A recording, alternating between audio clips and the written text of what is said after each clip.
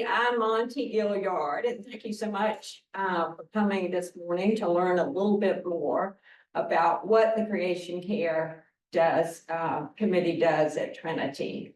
I was amazed this week on Thursday. It's been about a year since we started, and there was a very small group of us that had gone to the symposium in Black Mountain. And on this past Thursday, it was a huge group, lots of enthusiasm, lots of creativity, and we were discussing our subcommittees. And I want to outline, because some of you may want to participate in some of them.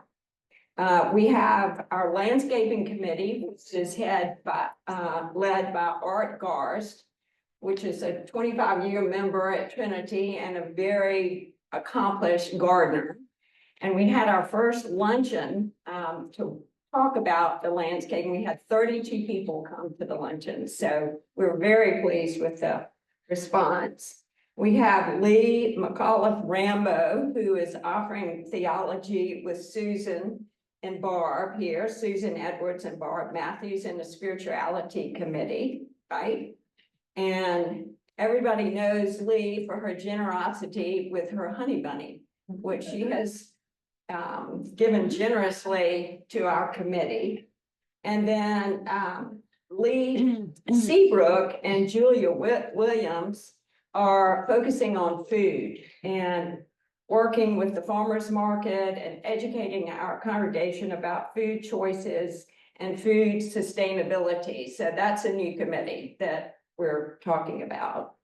And Nancy McCorkle, there she is, she's head of our education committee, and she has really lined up the next speakers in the next 4 weeks. We pay attention to who will be coming because we really have some interesting speakers coming. So we have come a long way in the last year. The other committee is the Earth Day committee. And Susan and Barb are going to talk about that at the end of our program. And that was our first collaboration with United Methodist and First Presbyterian. And that has been one of the gifts of creating this committee, is our collaboration with these churches.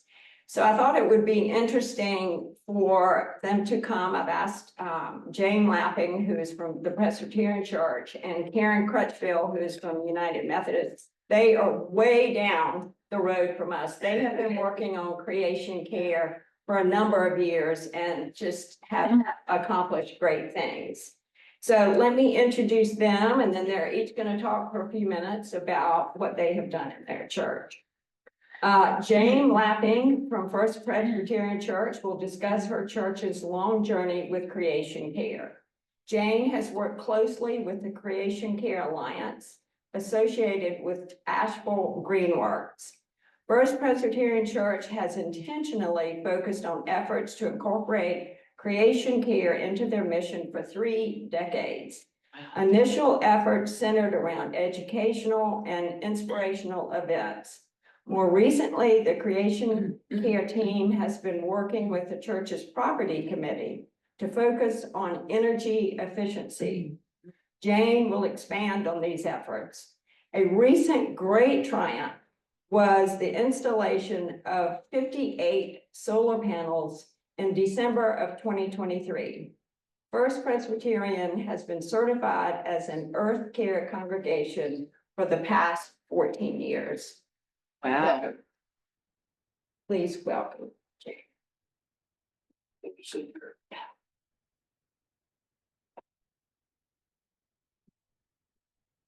You are too kind. It's a pleasure for me to be here. I appreciate being invited. And I especially love our Church Street Collaborative, Creation Care Collaborative. We're another great team. And I'm so impressed to hear about your subcommittees and how many of you are involved.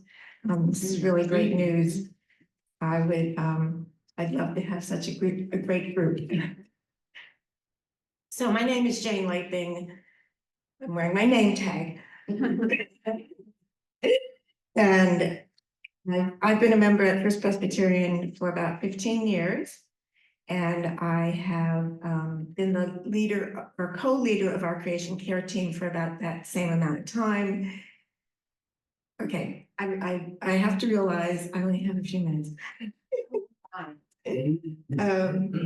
So that is my brief history. But I do want to tell you about what happened before I ever arrived at First Presbyterian. There was an organized earth care team, and they did amazing things. I mean, they did major projects, right? So they did, from what I've read and from what I've heard, it was more like a mini conference where they had different classes. They had guest speakers. Some of you may have heard of David Orr from Oberlin, who led the first sustainable building on a college campus where their water was recycled through ponds and plants. And then they also had energy was produced from the sun. So they called that energy, what did they call that? I'm sorry, I have a hard time reading without my glasses. Ecology College is what they called that. I also heard that one Sunday they dressed up all the kids in animal costumes and they processed into the sanctuary. I don't remember what was the result of that, but it sounded like a lot of fun. And then they also did book studies for example, by Bill McKibben, an author you probably all know, and other books that they had selected. So this has been going on for a while. I would say that at least 5 years they did it. So that added to my 15 makes 20. So yes, so the thing that I think has really been grounding for us is the Earth Care Congregations program of the Presbyterian denomination. So this is a certification program that you can that you get certified by earning a certain number of points in each of 4 categories. And those 4 categories are worship, education, facilities, and outreach. And I'm going to be going through those with you. But the great thing about the certification is that it's like an audit. I mean, there are like 100 different things that you could do to get points. So if you don't know what to do, you just look at the application and you go, oh, we haven't done that, we could do that. So I think it's a great resource as well as a neat program. So we have been certified now for 14 years. Because you can recertify every year. So I'm going to start with facilities and tell you what we're doing there. So we've probably been recycling for about 20 years. There's a woman in our church named Esther who used to collect recycling once a week and put it in her car and take it to a drop-off center. That's how we started. She did that way before I came. And then, we got one of those giant dumpsters, and recycling is just a way of life now.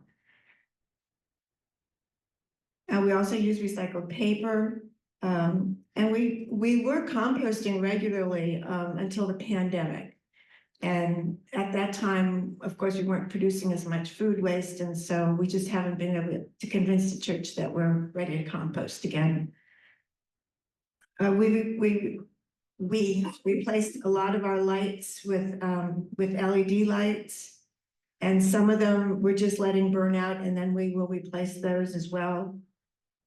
We recently did an energy audit, which was really helpful. We actually hired a professional to come in and show us where we could be saving energy. And so we have a long list now of some expensive things that need to be done. Such as we still have window air conditioning units in our education wing. And so not only are those probably not very energy efficient, but they don't seal well in the windows, so there's air leakage around the windows.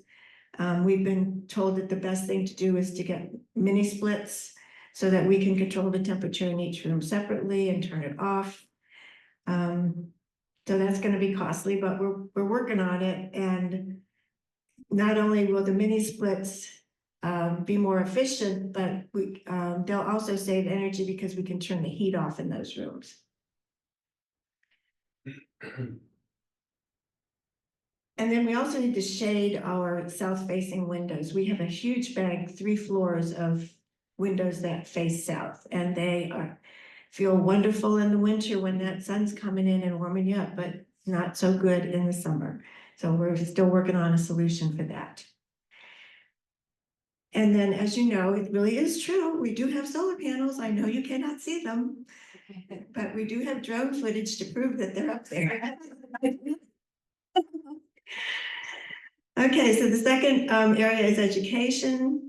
We have done several Earth Day events in the past. I'm really good at this. I have my phone here, so I could set my stopwatch, but I never set it. So how am I doing on time? Oh, you do. Okay, so we have actually done some pretty large Earth Day events in the past where we take our fellowship hall, which is about the size of this room, and we have tables set up around the edge with activities for children. And so the children come in, and they make a wind-powered car, or they learn about air pollution by high-dyeing coffee filters, just all kinds of fun things for kids to do. And then we'd also have a faith formation class for adults. One year we even extended it. Oh, and then we had EV vehicles out in our driveway. But one year we even extended it after lunch. So we served lunch and then we had 2 classes in the afternoon. So I do want to offer you a word of caution on putting a lot of energy into Earth Day. And that is that Earth Day often falls around Easter. And so what happens sometimes is that Earth Day is like Low Sunday. There is a reason why it's called Low Sunday. It's because people decide, I went to church on Easter, I don't have to go to church this Sunday. So we had like 4 kids that one year when we did all that work in the fellowship hall. So I've learned. I've also learned that my pastor doesn't like to get away from the lectionary, so he doesn't want to talk about creation during around Easter. So we do it during the season of creation, and I'll talk more about that in a second. Oh yes, and so for our children, we've had a couple of classes during the pandemic. All of the children's classes were outside. And so we did a class on pollinators with a focus on monarch butterflies. And we actually had the kids act out the life cycle of a butterfly. And we gave them blankets and wrapped them up in blankets so they could be in their cocoon. And then when they came out of their cocoon, we put wings on them. And then we also had some milkweed seeds, and we let them spread the milkweed seeds. It was a great class, but we only had 2 kids. Oh. So, it's just like, you just never know. And then we did, once we got back into the church, we did a class on recycling where we just had a container of trash, and we had the kids sort it into what could be recycled and what needed to go to the landfill. And then we talked about each one as they made the decision. We did the same thing with composting. We did not use real rotten food. We used plastic.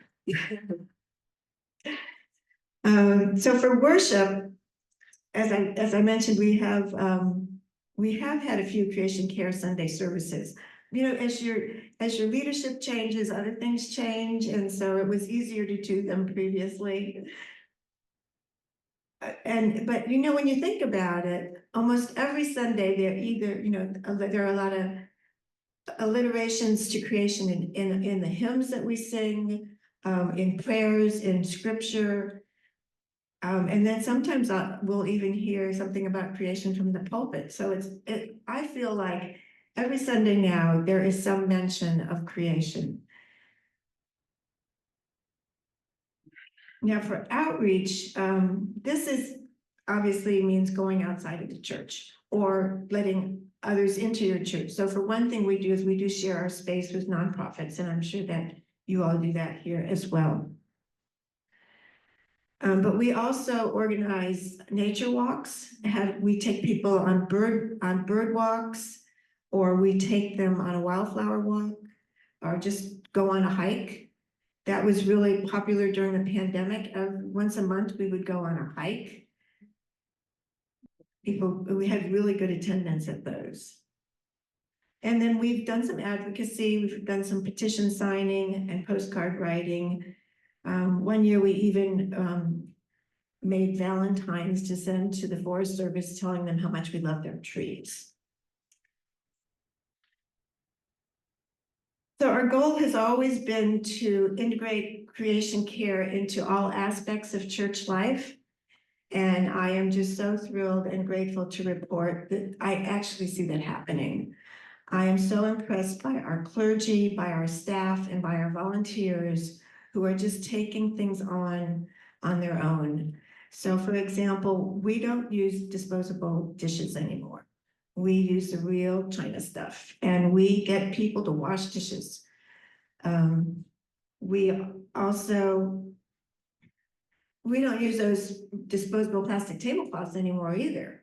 So we do have some of the reusable tablecloths that you can wipe off, but mostly we use cloth tablecloths or paper placemats, or we don't use anything at all. And I know there's more, because this has been, so yeah, and then things just happen. And I'm not there. So like on Wednesday, we were having a soup and salad dinner, and then we have a class, and it was on climate. The class was on climate. Yeah, I know. So things like that just keep happening. And then one Sunday I go to church, and we had bulletins that were like 4 to 8 pages of this size paper, right? And I go to church and it's like half this size. And I go, what happened?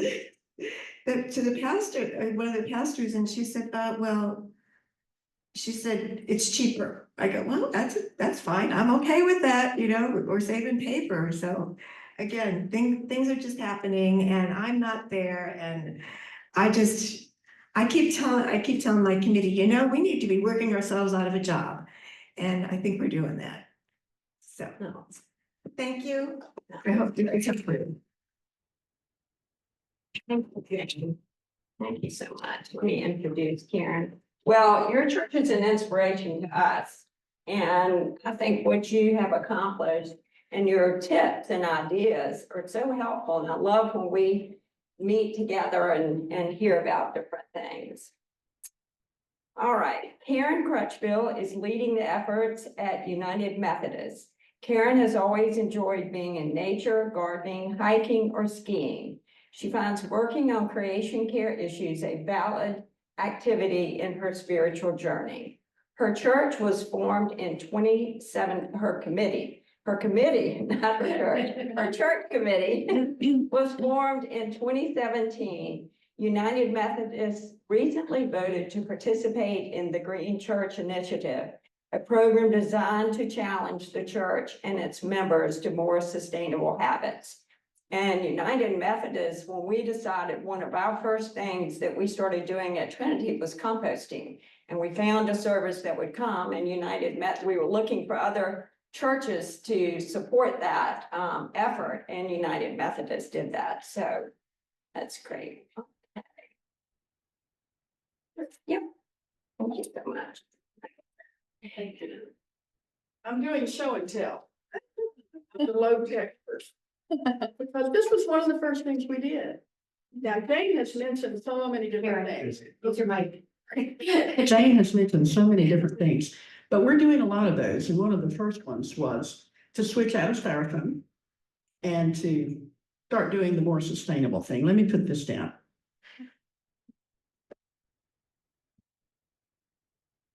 So I'm a member at Central United Methodist, just across the street. And our committee, as Monte said, started in 2017. You may have heard of Doug Wingeier, and he did a great deal, led that committee for years. We started with in-house things. looking at our paper usage about, the bulletins and all of that. And now we have a very young staff. Our new senior pastor is female and 45. And she and the other staff are already aware and integrating creation care ideas and activities. When I talk to the people who lead the children and the youth, they're not adding anything because they're already doing it. So what our creation care committee is trying to do is just keep on top of it, coordinate, let people know what other people are doing. Our annual conference, which is the western half of North Carolina, adopted this Green Church initiative about 3 years ago. And last year they voted as an annual conference that every church should have a creation care committee. So it's being pushed on the annual conference level. We already had that, but that was very good. This program came out of Eastern North Carolina and was developed by clergy. We have 5 areas instead of 4 that we work on, but it's the same idea. You have points for what you're already doing. You get points for what you intend to do. And it's just a way of accountability and audit. I have found that we got it passed by the board. The implementation is slow because you have to work with so many different groups. If you're talking about light bulbs, which we've already done, but if you're talking about light bulbs, you might be talking to property or trustees or the maintenance people.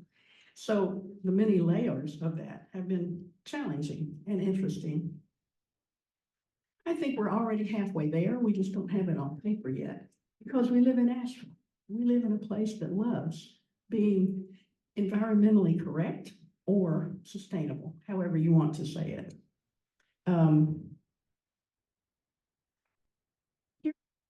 We've been doing in the past. We had our treasured trees recognized by Asheville GreenWorks, and there's a marker by those trees. We have had several tours of Kirby, the recycling center, very informative. We're planning a landfill tour. Now, the problem is we no longer have a church band. Do you all have a church band? We may talk to you about doing it together. We've had an art contest for our children about creation. And then we held it in the gallery that is the hallway beside our sanctuary. In worship, mission moments have often been about creation care. They're just little short reports.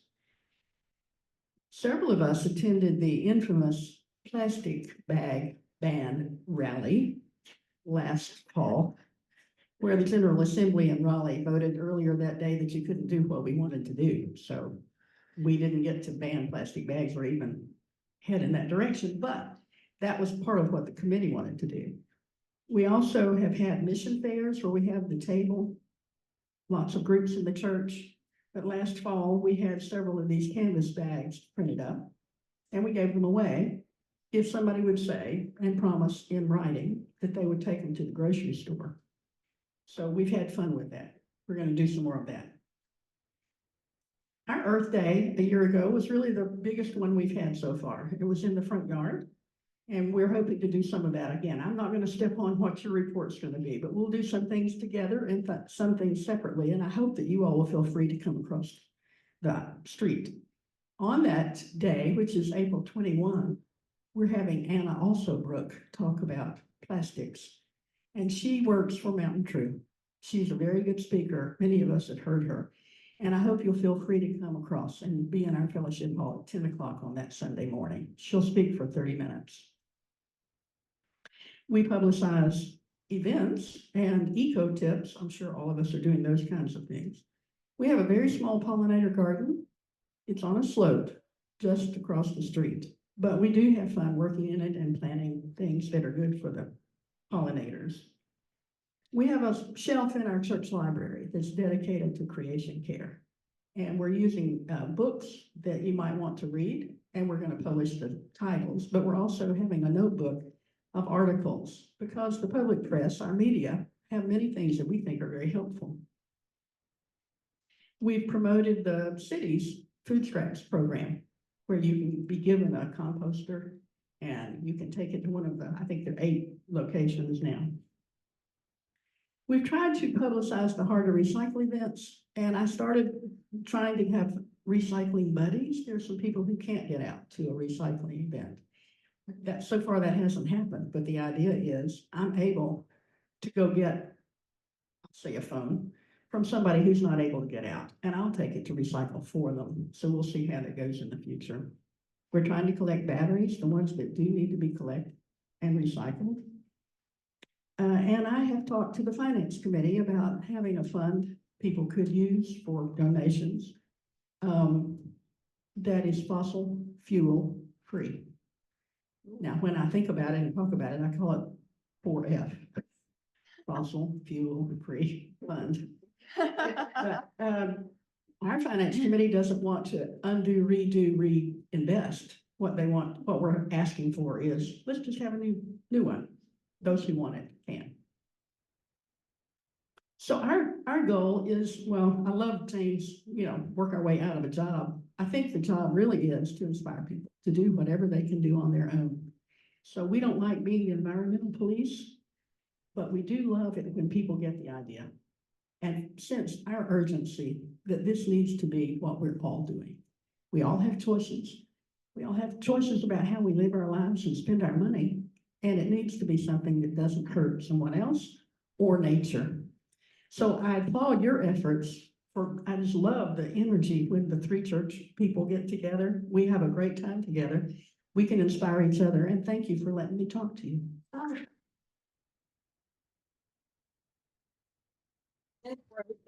got my own little microphone here, so I don't need this. Take your notes. Good, thank you so much. You can see why we love meeting with these other churches, because they have really have gone before us and we're learning from them. All right, let's see. I have a little PowerPoint that I put together last year, and I'm going to start by just reading something from one of my most favorite recent books, The Comfort of Crows by Margaret Wrinkle. And thank you for sending that review, Nancy. Nature is what we see: the hill, the afternoon, squirrel, eclipse, the bumblebee. Emily Dickinson. To pay attention, this is our endless and proper work. Mary Oliver. Then she says in her introduction, the world lies before you, a lavish garden, however hobbled by waste, however fouled by graft and tainted by deception, it will always take your breath away. We were never cast out of Eden. We merely turned from it and shut our eyes. To return and be welcomed, cleansed, and redeemed, we are only obliged to look. You can see why I love Margaret Wrinkle. All right, so this morning, the way I've organized this is really, our framework is to begin thinking globally, remembering the beauty and the fragility of our planet on which we live and how we are all connected and dependent on each other. Every source of life. Be aware, our committee is aware of global issues, be informed. As Catherine Hayhoe, lead scientist at the Nature Conservancy, states in her book, Saving Us, we all must talk about the climate crisis as a beginning to help solve the problem. Secondly, we move down to locally. What is happening in our community, and specifically with our church community? How are we addressing the climate crisis? And thirdly, what actions can you take as an individual? You can make a difference. And action helps with the grief we are experiencing as we see the changes in our natural world. So let's see how I do on this. So in the beginning was the Word, and the Word was with God, and the Word was God. And I put this in here because I think we need to remember that we're living on a planet. And I love this visual reminder of the fragility of the earth on which we live.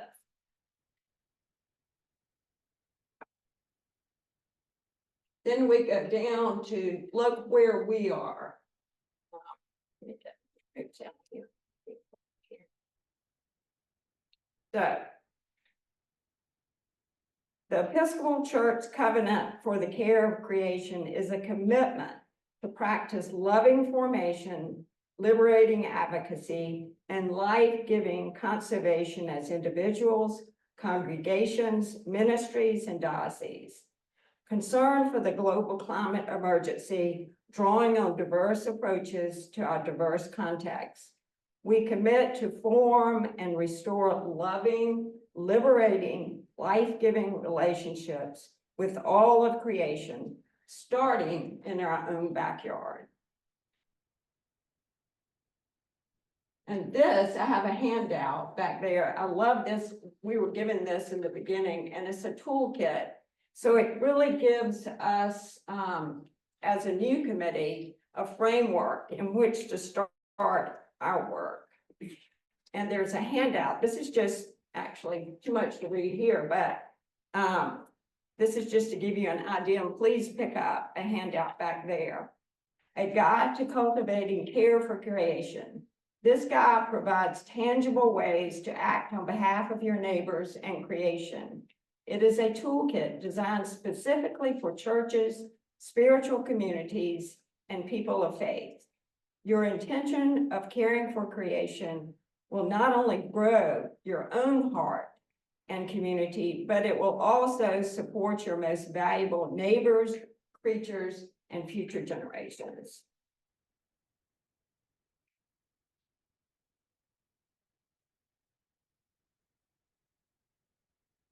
So this, the Episcopal Covenant, the care of creation, putting it into practice.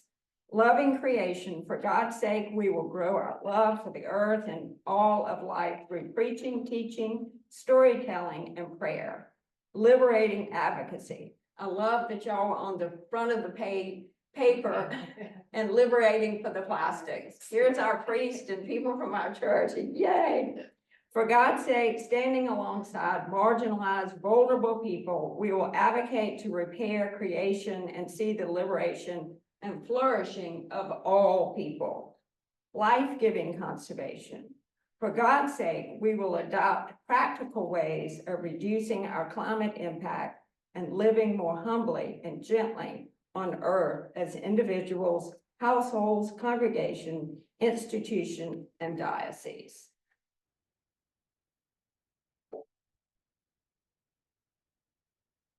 And I love this pledge. I pledge myself to the earth because it is our home. I pledge myself to the family of all living things because we are all connected. And I will do one thing every day to help us all, however big or small. One earth, one family, one simple offering, some days two. We are very lucky in this church to have Amy Peterson as our collaborator for our committee. And she, brings it into her sermons and has really been the guiding force behind our committee. And we are very grateful to have her here at Trinity.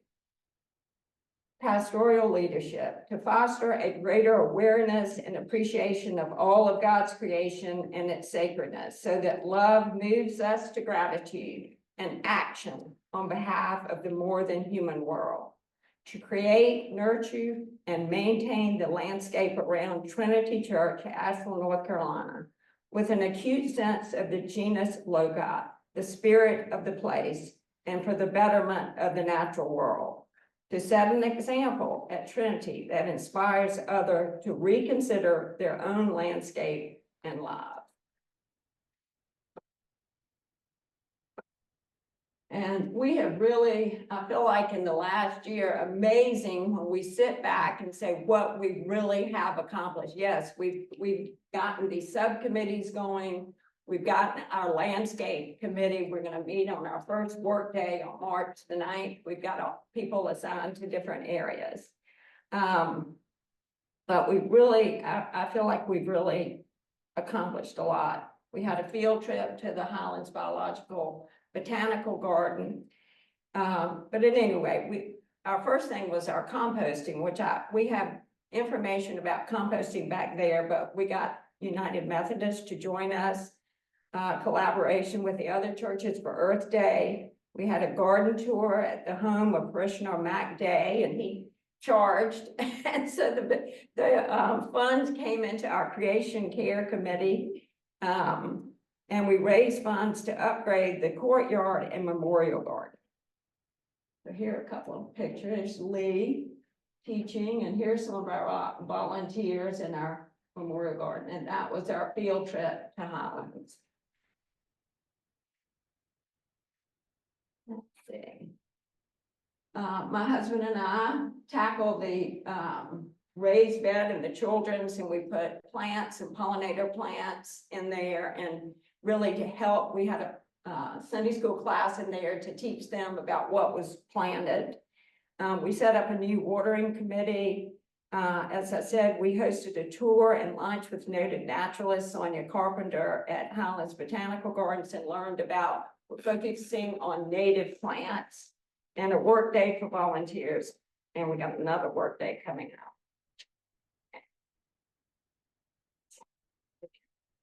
And that's Melissa Harrelson working in our herb garden. Street fair where we. Yes. It's the first time we're able to actually. Yes. Put it out there. Exactly. Thank you. So, our action plan. Members of the committee will create leadership in the following areas, which we really, our last meeting, we did a lot of this: worship, education, building and grounds, landscaping, personal discipleship at home, and policy awareness. This was something that we learned about, really, I think, Jane, from you, about this audit, these companies that will come in and do these audits. And we have recommended that to our building committee. And I think they're actually getting Duke Energy to do a first audit, but we have recommended an audit for the buildings. Kind of in there for it. Proposal for landscaping, we got a landscaping committee, a landscaping company to come in and really get us back to a baseline, because since the pandemic, our grounds had really not been maintained. So it was really overwhelming, and all of our committees had kind of dissolved. So we started over, and we got people to got this company to come in and clean it up. And now we can kind of take it over from there. And we're converting our landscaping to native plants, having that and pollinators. And the other thing which we're accomplishing today, introduction of the Creation Care Committee to our congregation. So I'm so grateful for all of you coming today. So first step in that direction. So what's next? We have our monthly meetings every third Thursday, I think it is, collaboration with other churches, participate in Creation Care Alliance programs, invite other parishioners to join our group, and introduce the program to other church committees. There's some resources there. And then I think the most important thing is to think about the future and those that will be affected by the future, such as my grandchildren. Believe me, they are a motivation for me to participate on this committee. We know now what was unknown to all the preceding caravan of generations, that men are only fellow voyagers with other creatures in the odyssey of evolution. Aldo Leopold. Those who contemplate the beauty of the earth find reserves of strength that will endure as long as life lasts. Rachel Carson.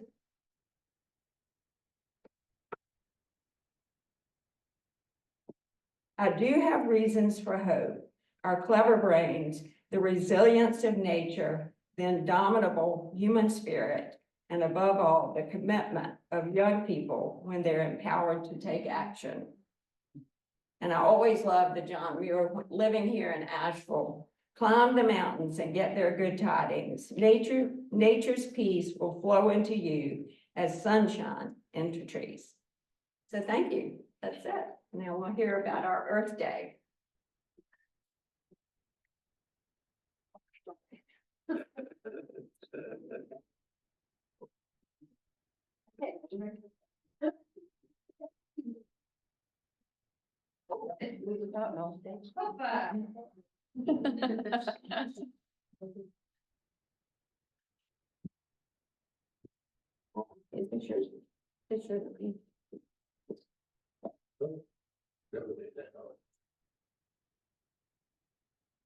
A good introduction there. Yeah, just wanted to briefly touch base on upcoming Earth Day, which this year is going to be April 21st, and it is not on Low Sunday because Easter is conveniently March 31st this year, so we have plenty of time to get out of one post-Easter, have some enthusiasm for April 21st. But I will say that Trinity had a great deal of enthusiasm for Earth Day last year for our first time we've done it. It was amazing. We just were astounded by the support and the good feedback and all. We had, let's say, it was our first celebration last year.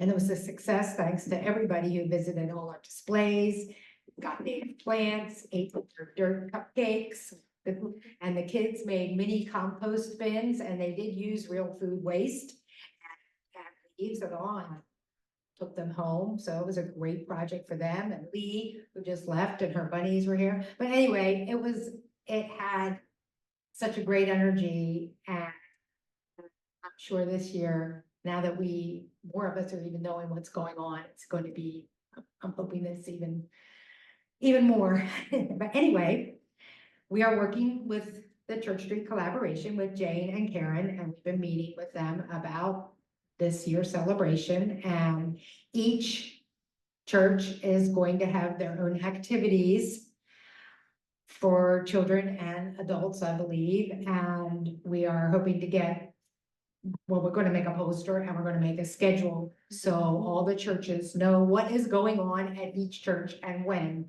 so that we can, as I like to use my creation word, cross-pollinate with each other. Lots of our details haven't been finalized yet with the other churches, but it has been suggested that we all get together at some point, maybe right after our services, for a joint praise and blessing doxology together in praise of creation before we go and do whatever everybody wants to do. But Trinity's theme this year is food for thought and seeds of change. And we hope to explore all facets of common ground, cultivating our connections between our faith, our food, and our climate, looking at everything from planting seeds to regenerative farming, to choosing local sustainable food options, composting and recycling, food justice, and environmental stewardship. And Barb and I met with Beth Chestnut just this week, and we've got plans going in place for great fun and educational activities for the kids for that day, because they loved what they did last year. And so we got good things in the works for them. So let's see what else.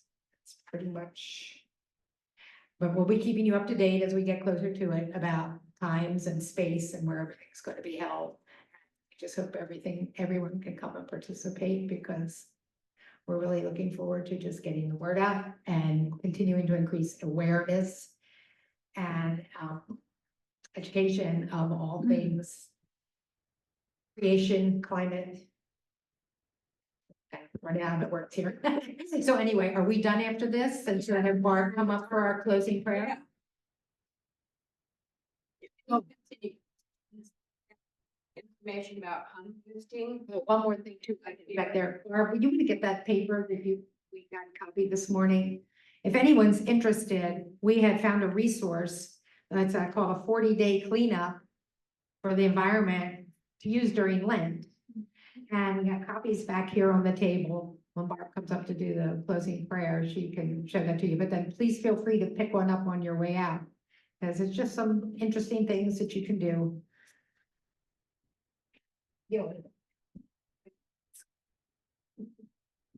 Thank you so much.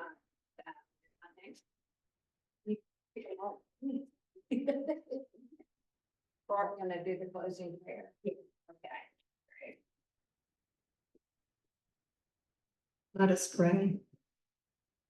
Oh God, we thank you for this earth, our home, for the wide sky and the blessed sun, for the salt sea and the running water, for the everlasting hills and the never resting winds, for trees and the common grass underfoot.